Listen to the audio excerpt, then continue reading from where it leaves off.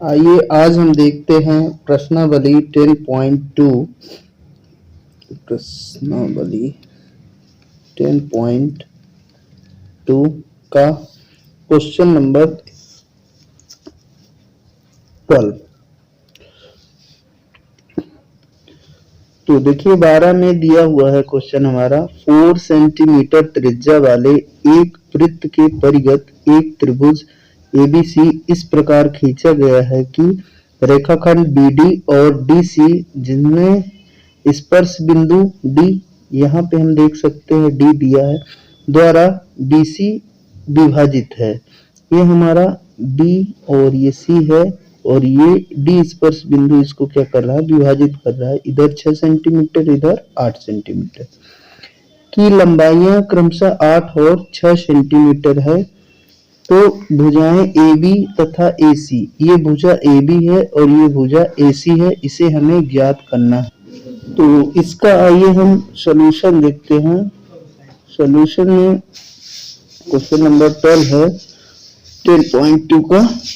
तो सबसे पहले तो हम एक फिगर बना लेते हैं इसका, कि फिगर हमारा कुछ ऐसा रहेगा।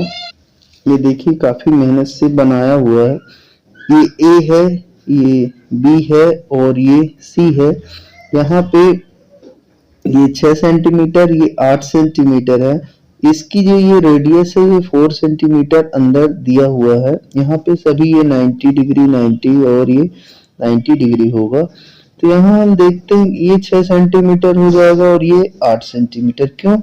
क्योंकि हमारा जो प्रमेय है वो क्या है कि किसी त्रिभुज के बाह्य बिंदु से, ये एक वृत्त है, इसका बाह्य बिंदु जैसे C हुआ तो ये स्पर्श बिंदु हो गया। मान लीजिए इसको हम अल्टरनेट में ये P, इसका नेम हम दे देते हैं क्या, ये यहाँ पे ये P है, इधर पे ये P है, ये क्या है Q है और ये क्या है हमारा R है। तो हमें ये स्पर्श बिंदु P, Q तथा R से ये पाते हैं कि ये लंबाई और ये लंबाई बराबर होगी, क्योंकि किसी भी बाह्य बिंदु से खींची गई स्पर्श रेखाओं की लंबाई बराबर। बाह्य बिंदु हमारा C है तो इसकी स्पर्श रेखा ये 6 सेंटीमीटर, तो ये भी 6 सेंटीमीटर। इसी प्रकार ये दूसरा बाह्य बिंदु क्या है, B है। तो यहाँ से ये QB की लंबाई और ये RB की लंबाई भी 8-8 सेंटीमीटर बराबर होगी। बट यहाँ हम देखते हैं कि AR और AP भी बराबर होंगे, बट इनको हम x मान के चलेंगे, x सेंटीमीटर, और हमें इसी को ज्ञात करना है।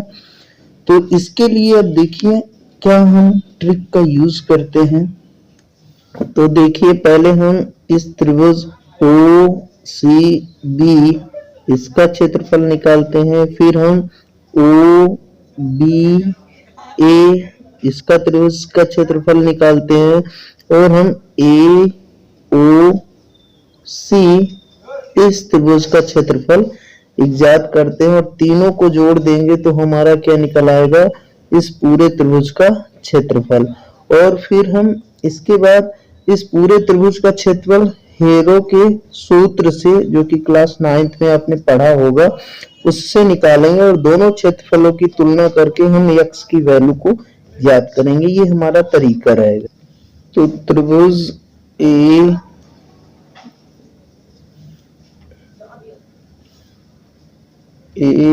AOB का क्षेत्रफल प्लस त्रिभुज BOC का क्षेत्रफल प्लस त्रिभुज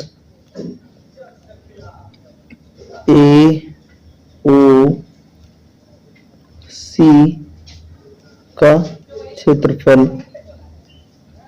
ये तीनों क्षेत्रफल मिला के हमारे क्या बनेंगे, त्रिभुज ABC का क्षेत्रफल।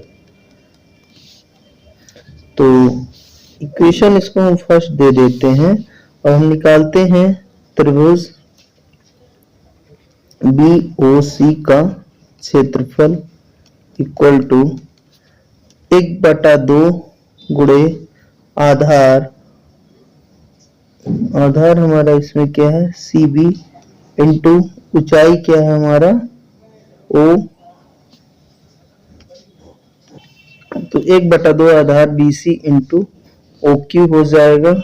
और त्रिभुज ओ सी बी का क्षेत्रफल हमारा आ जाएगा 1/2, आधार हमारा बी सी कितना हो जाएगा, ये है 6 + 8 into O Q equal to 1/2, ये 14 हो जाएगा इंटू ओ क्यू हमारा कितना है, ओ क्यू हमारा है 4 सेंटीमीटर, तो यहाँ पे हम इसको 4 सेंटीमीटर लिखेंगे, मल्टीप्लाई क्या 4 सेंटीमीटर, ये कट जाएगा 728 सेंटीमीटर का स्क्वायर।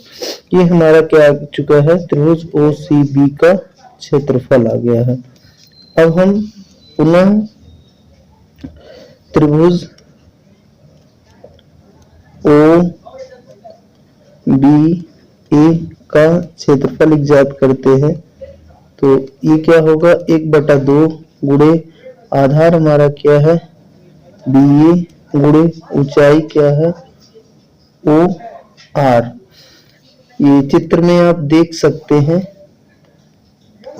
यहाँ पे ये देखिए ये हमारा ए बी आधार हो जाएगा पूरा 8 + x आ जाएगा, और ऊंचाई हमारा ये क्या हो जाएगा ओ आर हो जाएगा। तो 1/2 गुणे कितना हो जाएगा ये 8 + x इंटू 4, 2 से कटेगा 2 आ जाएगा, ये 16 प्लस कितना आ जाएगा ये 2x आ जाएगा। इसी प्रकार से इतना ये सेंटीमीटर का स्क्वायर होगा त्रिभुज ओ बी ए का क्षेत्रफल। इसी प्रकार से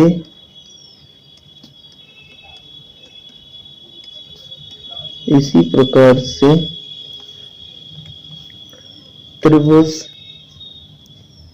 ए ओ सी का क्षेत्रफल इक्वल टू 1/2 गुणे आधार हमारा क्या हो जाएगा ए सी गुणे ऊंचाई क्या हो जाएगा ओ पी। चित्र में देखते हैं तो ये देखिए 1/2 आधार ए सी हो गया और ये ऊंचाई ओपी हो गया 4 सेंटीमीटर। तो इसको अगर ऐड करें 6 सेंटीमीटर प्लस एक्स तो 6 + x आ जाएगा। इसको लिख लेते हैं, त्रिभुज ए ओ सी का क्षेत्रफल इक्वल टू 1/2 ए सी का क्षेत्रफल, ये ए सी इंटू क्या हो जाएगा ओ सी, ओ सी नहीं चित्र में देख लेते हैं कि क्या ये 1/2 ए सी इंटू ओ पी हो जाएगा, ये आ जाएगा ओ पी। तो इसमें हम वैल्यू रख देंगे, तो ए सी हमारा कितना है 6 + x इंटू ओ पी हमारा कितना होगा 4 सेंटीमीटर। इसको हम ऐसे कट करेंगे तो ये 2 आ जाएगा, यहाँ पे आ जाएगी 12 + 2x सेंटीमीटर। तो इस प्रकार से अब हम त्रिभुज ए बी सी का क्षेत्रफल इक्वल टू त्रिभुज ओ ए बी का क्षेत्रफल, ओ ए बी का क्षेत्रफल प्लस त्रिभुज ए ओ सी का क्षेत्रफल प्लस त्रिभुज COB का क्षेत्रफल। और तीनों क्षेत्रफल को हम अब ऐड कर देंगे तो हमारे पास त्रिभुज या एरिया ऑफ त्रिभुज ABC का एरिया कितना हो जाएगा 28 plus 2x plus 12 plus 2x plus कितना है 16। इसको अगर हम जोड़ देते हैं तो 2x क्या हो जाएगा, ये 4x हो जाएगा और ये 28 और 12 40 और 16 56 हो जाएगा। तो ये है हमारा त्रिभुज ABC का क्षेत्रफल। अब हम इसी क्षेत्रफल को हेरो के सूत्र से ज्ञात करेंगे। पुनः त्रिभुज ABC का क्षेत्रफल हेरो के सूत्र से, ये क्लास 9th में आपने पढ़ा होगा हेरो का सूत्र। तो area of ABC equal to under root S minus A S minus A S minus B S minus C. तो अब हम त्रिभुज में देखते हैं। तो देखिए ये हमारी पूरी भुजा जो है ये हो गई यहाँ से यहाँ तक। इसको हम पूरा क्या ले लेते हैं, ये भुजा पूरी ए ले लेते हैं और ये वाली हमारी भुजा क्या हो जाती है, पूरी बी हो जाती है। और ये हमारी जो तीसरी भुजा है ये भुजा क्या हो जाती है, सी हो जाती है।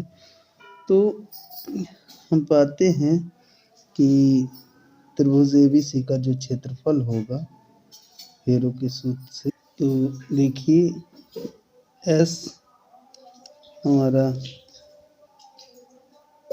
यस माइनस बी, हम तीनों को यहाँ पे ज्ञात करेंगे। तो सबसे पहले हम यस को अलग से निकाल लेते हैं।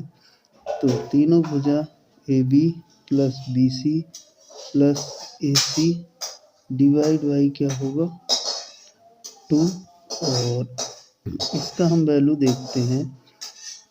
तो यस बराबर x plus 8 plus 14 plus x plus क्या होगा 6 डिवाइड बाई 2।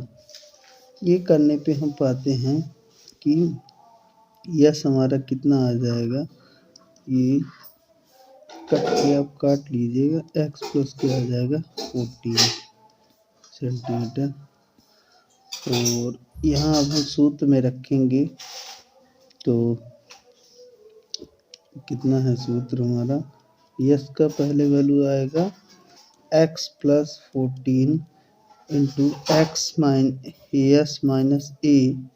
तो yes X plus 14 minus X minus 8 आ जाएगा, ये एक्स माइनस ए है, into yes minus B X plus 14 minus 14, और इसके आगे वाला मैं यहाँ नीचे लिखे देता हूँ, x plus 14 minus X minus में 6।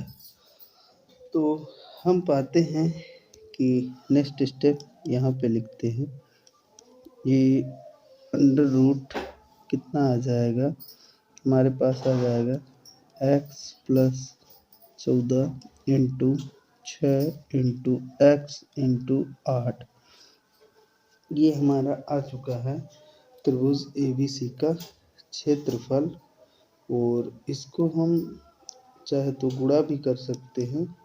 तो गुणा करने पर हम ये पाते हैं कि कितना हो जाएगा, तो ये आ जाएगा देखिए 8 6 48 48 इंटू एक्स प्लस क्या आ जाएगा, ये 14 आ जाएगा। 48 को हम लिख सकते हैं अंडर रूट में 16 त्या 48। इसको हम 16 में इसलिए किए दे रहे हैं ताकि हम यहाँ से क्या है 16 का अंडर रूट ये 4 बाहर आ जाएगा और ये इसको हम मल्टीप्लाई करेंगे तो ये हो जाएगा 3x का स्क्वायर प्लस 12x आ जाएगा। और ये हमारा त्रिभुज ए बी सी का क्या आ चुका है, क्षेत्रफल आ चुका है। इसको हम इक्वेशन नंबर सेकंड दे देते हैं और इसके पहले जो है हमारा जो ये क्षेत्रफल निकला है ना, त्रिभुज एबीसी का क्षेत्रफल 4x प्लस 56, ये दोनों ही क्या होंगे आपस में बराबर होंगे। त्रिभुज एबीसी का क्षेत्रफल, इसको हम वैसे तो सेकंड इक्वेशन दे दें और इसको हम थर्ड दे दें, इसको हम थर्ड नंबर दे दें। तो इक्वेशन सेकंड व थर्ड से समीकरण एक 2 व 3 से हम क्या पाते हैं कि दोनों का क्षेत्रफल क्या होगा, बराबर होगा। तो समीकरण 2 को देखते हैं कितना था। समीकरण 2 है हमारा 4x प्लस 56, 4x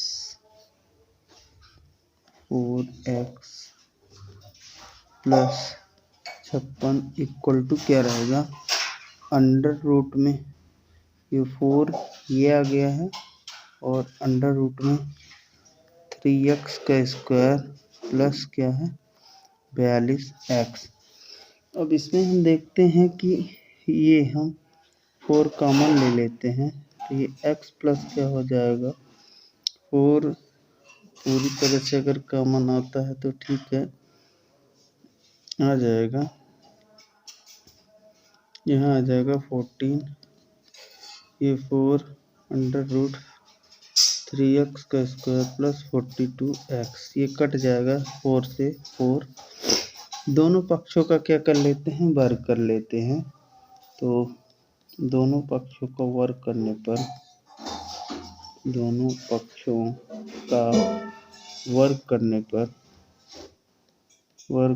पर हम पाते हैं कि x प्लस 4 का होल स्क्वायर और इधर का रूट हट जाएगा तो 3x का स्क्वायर प्लस कितना आ जाएगा 40x।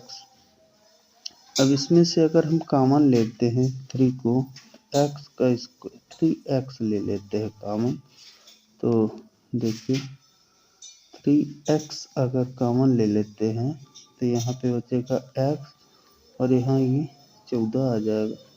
तो यहाँ x प्लस ये क्या है 4 है,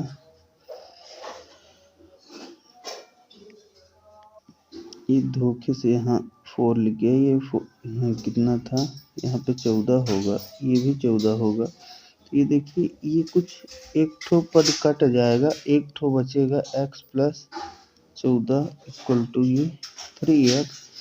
x वाले पद को हम पक्षांतरित कर लेंगे तो ये कितना होगा इधर 14, ये 2x इक्वल टू कितना है 14। तो x इक्वल टू कितना आ जाएगा 14/2, ये आ जाएगा क्या 7। तो x इज इक्वल टू क्या आ गया 7 सेंटीमीटर। ये फाइनल आंसर है। अब हम थोड़ा चित्र में इसको और समझ लें तो और क्लियर हो जाए। देखिए हल करने पर ये हमारा क्या आ गया है 7 सेंटीमीटर, फाइनल आंसर है, ये भी 7 सेंटीमीटर आ गया है। तो अब ये हमारा ये कंप्लीट हो जाएगा और ये भी हमारा क्या हो जाएगा कंप्लीट हो जाएगा। ये फाइनल आंसर ये 7 सेंटीमीटर इसका हो जाएगा और ये भी एक क्या हो जाएगा 7 सेंटीमीटर। देखिए 7 7 इधर ये 6 और 6 ये 8 और 8, यही हमारा क्या होगा फाइनल आंसर। और ये क्वेश्चन लगभग बहुत बार पूछा भी गया है। अच्छा क्वेश्चन है और इम्पोर्टेंट क्वेश्चन है, परीक्षा की दृष्टि से बहुत इम्पोर्टेंट है। हम देखते हैं क्वेश्चन नंबर 13 हमारे सामने दिया है। सिद्ध कीजिए कि किसी वृत्त के परिघत बनी चतुर्भुज की आमने सामने की भुजाएं केंद्र पर संपूरक कोण अंतरित करती हैं। तो देखिए इसको हम कैसे सॉल्व करते हैं, आइए देखते हैं।